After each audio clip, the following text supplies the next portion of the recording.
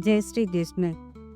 क्या आप जानते हैं कि भगवान श्री कृष्ण ने गोवर्धन पर्वत क्यों उठाया था और इंद्रदेव के अभिमान को तोड़ने के पीछे क्या रहस्य था?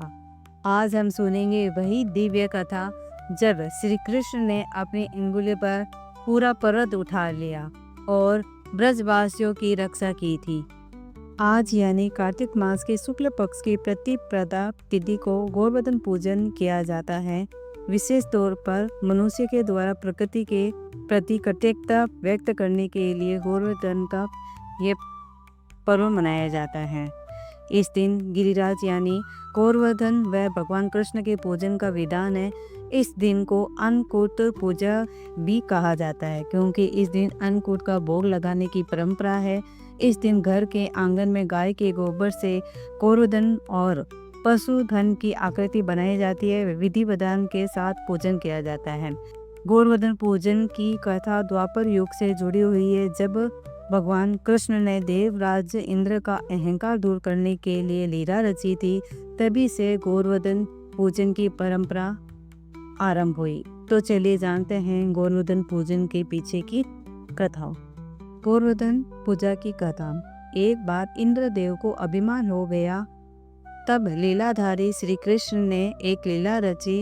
एक दिन श्री कृष्ण ने देखा कि सभी ब्रजवासी तरह तरह के पकवान बना रहे हैं। पूजा का मंडप सजाया जा रहा है और सभी लोग प्रातः काल से ही पूजन की सामग्री एकत्रित करने में व्यस्त है। तब श्री कृष्ण ने यशोदा जी से पूछा, मैया, ये आज सभी लोग किसके पूजन की तैयारी कर रहे हैं?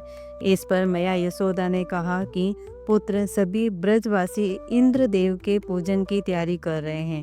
तब कन्हैया ने कहा कि सभी लोग इंद्रदेव की पूजा क्यों कर रहे हैं? तो माता यशोदा उन्हें बताते हुए कहती है, क्योंकि इंद्रदेव वर्षा करते हैं और जिससे अन्न की पैदावार अच्छी होती है और हमारे गायों को चारा प्राप्त होता है। तब श्री कृष्ण ने कहा कि वर्षा करना तो इंद्रदेव का कर्तव्य है। यदि पूजा करनी है तो हमें गोवर्धन पर्वत की ही करनी चाहिए, क्योंकि हमारी गायें तो वहीं चरती है और हमें फल फूल सब्जियां आदि भी गोवर्धन पर्वत से प्राप्त होती है। इसके बाद सभी ब्रजवासी इंद्रदेव के बजाय गोवर्धन पर्वत की पूजा करने लगे। इस बात को देवराज इंद्र ने अपना अपमान समझा और क्रोध में आकर प्रलयदायक मूसलाधार बारिश शुरू कर दी, जिसे हल और त्राई त्राई होने लगी। सभी लोग अपने परिवार और पशुओं को बचाने के लिए इधर उधर भागने लगे। तब ब्रजवासी कहने लगे कि ये सब कृष्ण की बात मानने का कारण हुआ है। अब हमें इंद्रदेव का कोप सहना पड़ेगा।